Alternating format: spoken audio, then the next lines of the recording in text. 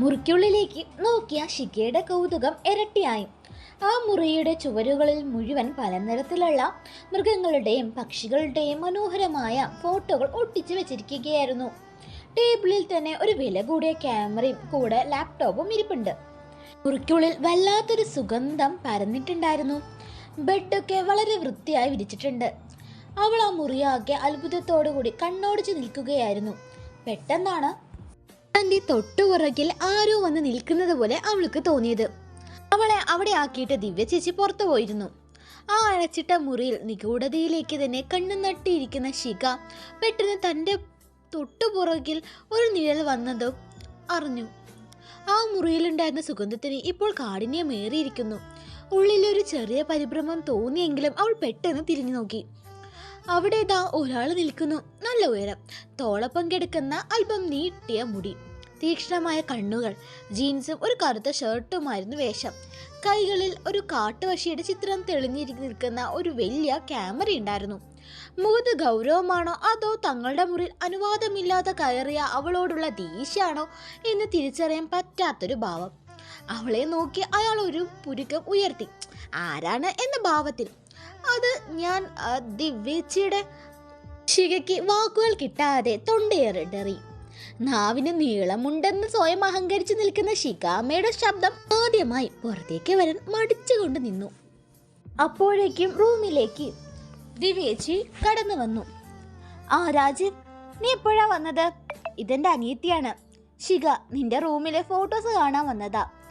ചേച്ചിയുടെ വാക്കുകൾ കേട്ടതും രാജീവിന്റെ മുഖത്തെ ഗൗരവം ചെറുതായി ഒന്ന് കുറഞ്ഞു.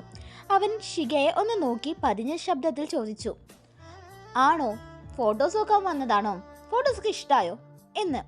അയാളുടെ ആ ശബ്ദ ഗാംഭീര്യത്തിലും തങ്ങളെ നോക്കിയുള്ള ആ നോട്ടത്തിലും ശിഖയ്ക്ക് ഉള്ളിൽ എന്തോ ഒരു പ്രത്യേക അനുഭൂതി തോന്നി.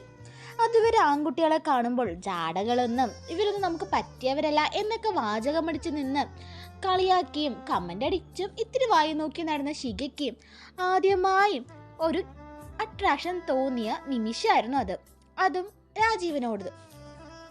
ആ നല്ല ഭംഗിയുണ്ട്, അവൾ എങ്ങനെയൊക്കെയോ പറഞ്ഞൊപ്പിച്ചു. രാജീവ് അവളെ നോക്കി ചെറുതായി ഒന്ന് പുഞ്ചിരിച്ചു. ആ ഒരൊറ്റ ചിരി നമ്മുടെ കഥാനായികയുടെ നിയന്ത്രണം മൊത്തം പോയിരുന്നു. അവൻ തൻ്റെ ക്യാമറ ടേബിളിലേക്ക് വെച്ചുകൊണ്ട് പറഞ്ഞു, ആ ഓക്കെ, താങ്ക്സ്, ഇനിയും കാണാം എന്ന്. അന്ന് അവിടെ വെച്ച് കൺമുന്നിൽ കണ്ട ആ മുഖവും ആ മുറിയും ആ സുഗന്ധവും ഇന്ന് വരെ ശിഖയുടെ മനസ്സിൽ നിന്ന് മാഞ്ഞിട്ടില്ല. എടി, നിന്നോട് ഞാൻ പാലിൻ്റെ കാര്യം പറഞ്ഞത് കേട്ടോ? കണ്ണാടി മുന്നിൽ നിന്ന് ആ പഴയ ഓർമ്മകളിലേക്ക് ഓടിയിട്ടിറങ്ങി ശിഖ ഓരോ മൊമെന്റ്സും ആസ്വദിച്ചു കൊണ്ടിരിക്കുകയായിരുന്നു. അപ്പോഴായിരുന്നു അമ്മയുടെ ആ ഒരൊറ്റ വിളി. അവൾ പാവം വീണ്ടും യാഥാർത്ഥ്യത്തിലേക്ക് വന്നു. അവൾ പെട്ടെന്ന് ഞെട്ടി ഉണർന്നു. അപ്പോൾ വൈകിട്ട് വരാൻ പോകുന്നത് മറ്റാരല്ല, അവളുടെ മനസ്സിലിടം പിടിച്ച രാജീവ് കൂടിയായിരുന്നു കേട്ടോ. ഇനി രാജീവിൻ്റെ എൻട്രിയാണ്. പക്ഷേ ഇതിലെ ഹീറോ ആരാണെന്ന് ഞാൻ പറഞ്ഞിട്ടില്ല, അതൊരു കാര്യം. ഈശ്വര, ഞാൻ എൻ്റെ ചെറുക്കനെ വീണ്ടും കാണാൻ പോവാണല്ലോ, എനിക്ക് വയ്യ. അവൾ അല്പം നാണത്തോടു കൂടി സ്വയം പറഞ്ഞു. എടി, ഞാൻ പറഞ്ഞു നീ കേട്ടോ? കവിത അമ്മ അടുക്കളയിൽ നിന്ന് വീണ്ടും ചോദിച്ചു. ആ കേട്ടോ അമ്മ, കേട്ടു. ഞാൻ വരുമ്പോൾ കടിക്കാനും കുടിക്കാനുള്ളതൊക്കെ വാങ്ങിയിട്ട് വരാം കേട്ടോ. അതും പറഞ്ഞ് മുഖത്ത് വിരിഞ്ഞ പുഞ്ചിരിയോടുകൂടി അവൾ പുറത്തേക്ക് ഇറങ്ങി. മകളുടെ തുള്ളിച്ചാടിയുള്ള ഈ പോക്ക് കണ്ട് അമ്മ കവിതയും ഒന്ന് പുഞ്ചിരിച്ചു. വർഷങ്ങൾക്ക് ശേഷമാണ് ദിവ്യേച്ചി ഇങ്ങോട്ടേക്ക് വരുന്നത്. അതുകൊണ്ടുള്ള സന്തോഷമാണെന്നാണ് പാവം അമ്മ കരുതിയത്. പക്ഷെ അതല്ലായിരുന്നു കാര്യമെന്ന് നമുക്കിപ്പോൾ അറിയാലോ. ഇതേ സമയം റോഡിലൂടെ നടന്നു പോകുന്ന ശിഖയുടെ ഉള്ളിൽ മുഴുവൻ രാജീവായിരുന്നു. അവനെ വീണ്ടും കാണാൻ പറ്റുമല്ലോ എന്ന ചിന്ത. അവനോട് സംസാരിക്കാൻ ഒരു അവസരം കിട്ടുമോ? എങ്ങനെ സംസാരിച്ചു തുടങ്ങും? എന്തൊക്കെ സംസാരിക്കാം? എങ്ങനെ പരിചയപ്പെടാം? നമ്പർ വാങ്ങണം? അങ്ങനെയുള്ള കാര്യങ്ങളൊക്കെ ആലോചിച്ച് കൂട്ടി മുഖത്ത് നാണം വിരിച്ചുകൊണ്ടായിരുന്നു അവളുടെ നടപ്പ്. അങ്ങനെ അവളുടെ സ്വപ്ന ലോകത്തിലൂടെ നടക്കുമ്പോഴാണ് പെട്ടെന്ന് അവളുടെ തോളിലൂടെ ഒരു കൈ വന്നു വീണത്. ശിഖ പെട്ടെന്ന് തിരിഞ്ഞു നോക്കി. അവളേക്കാൾ നല്ല ഉയരമുള്ള ആ പെൺകുട്ടിയുടെ തോളോടൊപ്പം മാത്രമേ നമ്മുടെ ശിഖ ഉണ്ടായിരുന്നുള്ളൂ. അത് മറ്റാരല്ല, അവളുടെ ഉറ്റ ചങ്ങാതി ശ്രേയയായിരുന്നു. എടി, നീ എന്താ ഇങ്ങനെ ആലോചിച്ച് നടക്കുന്നത് പെണ്ണെ? ഞാൻ എത്ര നേരമായി നിന്നെ പുറകിൽ നിന്ന് വിളിക്കുന്നു. നീ ഏത് സ്വപ്ന ലോകത്തിലാ? അല്ല, ഞാൻ അറിയാത്ത വല്ല ചുറ്റിക്കളി ഇനി തുടങ്ങിയിട്ടുണ്ടോടി? ശ്രേയ കണ്ണുരുട്ടിക്കൊണ്ട് പിരികം പൊക്കിക്കൊണ്ട് ചോദിച്ചു. ശിഖ ശ്രേയെ നോക്കി ഇത്തിരി നാണത്തോടെ പറഞ്ഞു, ആ ചുറ്റിക്കളിയൊക്കെ ഉണ്ട്, പക്ഷെ അത് നിനക്ക് അറിയുന്ന ചുറ്റിക്കളിയാടി. അത് കേട്ടതും ശ്രേയ ഒന്നും മനസ്സിലാവാതെ അവളെ നോക്കി.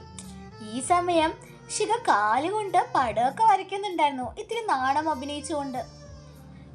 എടി, രാജീവേട്ടൻ വരുന്നുണ്ട്. അത്രയും ഉറക്ക പറഞ്ഞുകൊണ്ട് ശിഖ ശ്രേയെ കെട്ടിപ്പിടിച്ച് അവളുടെ കവളിൽ അങ്ങോട്ടൊരു ഉമ്മ വെച്ചു കൊടുത്തു. എന്നിട്ട് നാണത്തോടു കൂടി തുള്ളിച്ചാടി അവൾ PSC സെന്ററിന്റെ സ്റ്റെപ്പുകൾ ഓടിക്കയറി. പെട്ടെന്ന് കിട്ടിയ ആ ഉമ്മയുടെ ആഘാതത്തിൽ ശ്രേയ അന്തം വിട്ട് നിന്നുപോയി. അവൾ ചുറ്റും ഒന്ന് നോക്കി, ആരെങ്കിലും ഇത് കണ്ടോ എന്ന്. ഭാഗ്യത്തിന് ആരും കണ്ടില്ലെന്ന് ഉറപ്പായപ്പോൾ അവൾ സ്വയം തലയിൽ കൈവച്ചു.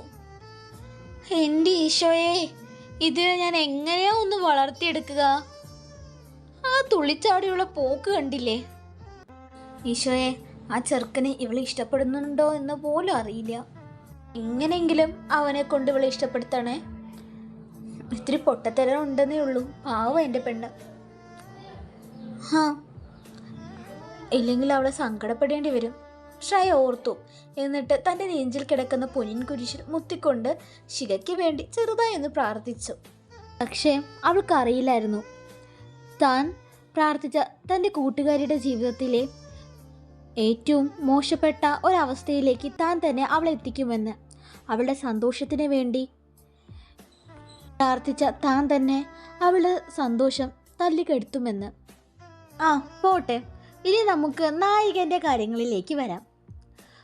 ഒരു പഴയ പ്രൗഢിയുള്ള ക്രിസ്ത്യൻ തറവാടാണ് നായകൻ്റേത്. ഉമ്മറത്തെ ചാരുപടിയിൽ പത്രവും വായിച്ചുകൊണ്ട് അപ്പച്ചൻ ബേബി ഇരിപ്പുണ്ട്. അകത്തു നിന്ന് കയ്യിലൊരു ഗ്ലാസ് കട്ടൻ ചായയുമായി അമ്മച്ചി അന്നാമ്മ ഉമ്മറത്തേക്ക് വന്നു. ദാ പിടിച്ചോ, ചൂട് കട്ടനാ. ഇച്ചായ, ഞാനൊന്ന് ചോദിച്ചോട്ടെ, നമ്മുടെ ജോൺ കൊച്ചിൻ്റെ കാര്യം ഇനി നമ്മൾ എന്താ ചെയ്യാൻ പോകുന്നേ? അവനൊരു കല്യാണം കഴിപ്പിക്കേണ്ടത് നമ്മള്. 30-32 വയസ്സായില്ലയോ? അന്നമ്മയുടെ ചോദ്യം കേട്ടതും ബേബി ചായയുടെ സിപ്പ് എടുത്തിട്ട് പത്രം മടക്കി വെച്ചു. അതിന് ഇവിടെ എവിടെയെങ്കിലും ഉണ്ടെങ്കിൽ വേണ്ടടി അന്നമ്മേ അവനെ പിടിച്ച് കെട്ടിക്കാൻ. രാവിലെ നോക്കുമ്പോൾ ഇവിടെ എവിടെയെങ്കിലും കാണും. വൈകിട്ട് അത്താഴത്തിന് വിളിക്കാൻ ചെല്ലുമ്പോൾ അവൻ വല്ല കോഴിക്കോടോ കണ്ണൂരോ ഇല്ലെങ്കിൽ ബാംഗ്ലൂരോ ഒക്കെ എത്തിക്കാണും. ഒരു ചോദ്യവും ഇല്ല, പറച്ചിലും ഇല്ല, ഊരുതണ്ടി. അച്ചായ, അതിന് അവനെ മാത്രം കുറ്റം പറഞ്ഞിട്ട് കാര്യമുണ്ടോ? നിങ്ങളും അങ്ങനെയൊക്കെ തന്നെ ആയിരുന്നില്ലേ പണ്ട്? പിന്നെ അവന്റെ ചെറുപ്പകാലത്ത് ചെക്കൻ കുറച്ച് പൊട്ടിത്തെറിച്ചൊക്കെ നടന്നിട്ടുണ്ട്, അതൊക്കെ ശരിയാ. പക്ഷെ ഇപ്പോ ഈ അടുത്ത കാലത്തായിട്ട് ആരെയും തല്ലാനൊന്നും പോകാതെ ഈ കണ്ട സ്വത്തുവകകളെല്ലാം നോക്കി അടങ്ങി ഒതുങ്ങി ജീവിക്കുകയല്ലേ അവൻ. പിന്നെ ആകെയുള്ള പ്രശ്നം എന്ന് വെച്ചാൽ ഇങ്ങനെയുള്ള നാടുവിടലാണ്. അതിനിപ്പോൾ നമുക്ക് എന്താ ചെയ്യാൻ പറ്റുക? അവനെ പിടിച്ച് തളച്ചിടുക അല്ലേ? അതിനാണ് ഞാൻ പെണ്ണെട്ടിക്കാമെന്ന് പറഞ്ഞത്. അത് കേട്ടതും ബേബി ചെറു ചിരിയോടെ പറഞ്ഞു, നീ പറഞ്ഞത് ശരിയാ, നമുക്ക് അവനെ കെട്ടിക്കാൻ നോക്കാം. പിന്നെ അവനെ കണ്ട ആർക്കാണ് ഇഷ്ടമാകാത്തത്? നല്ല വിരിഞ്ഞ നെഞ്ചും 6 പാക്ക് ബോഡിയൊക്കെ ആയി മുണ്ടും മുടുക്കി കുത്തി ആ കറുത്ത ഷർട്ട് ഇട്ട് വരുമ്പോൾ കാണാൻ എന്ത് ലക്ഷണമാ നമ്മുടെ കൊച്ചനെ. ആ ചിരി കണ്ടാൽ ആര് വീണുപോകും. പക്ഷെ ആ ദേഷ്യം അങ്ങോട്ട് മൂത്താലേ ചെക്കനെ ആരാ എന്താ എന്നൊന്നും ഉള്ളൊരു നോട്ടുമില്ല, അപ്പൊ തന്നെ അടിയാ. അതാ എൻ്റെ പേടി. ചായ, ഈ അടിയും പിടിയൊക്കെ അങ്ങ് പണ്ടല്ലേ. ഇപ്പൊ എൻ്റെ കൊച്ചു പാവാ. നീ നാട് വിട്ടു പോകുന്ന ദുശീലം മാത്രമേ അവനുള്ളൂ.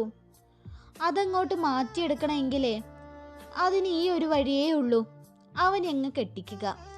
കൺമുന്നിലൊരു പെണ്ണും പിള്ളയും കൊച്ചുമൊക്കെ ആയാൽ പിന്നെ ഈ പറക്കൽ അങ്ങോട്ട് നിന്നോളും. ഏതെങ്കിലും നല്ലൊരു കുടുംബത്തിലെ കൊച്ചിനെ നോക്കി നമുക്ക് അവനെ കൊണ്ട് കെട്ടിക്കാം. സ്നേഹിക്കാൻ അറിയുന്നവനാ, മനസ്സിന് പിടിച്ചു കഴിഞ്ഞാലേ പൊന്നുപോലും നോക്കിക്കോളും. അമ്മച്ചി പറഞ്ഞു നിർത്തി. ഇനി നടക്കാമ്പോൾ നമുക്ക് അടുത്ത പാട്ടിൽ കാണാട്ടോ ഗായ്സ്. ഇഷ്ടമായി ഒന്ന് സബ്സ്ക്രൈബ് ചെയ്യണേ, കമൻറ്റ് ചെയ്യണേ. Okay guys, thanks for watching.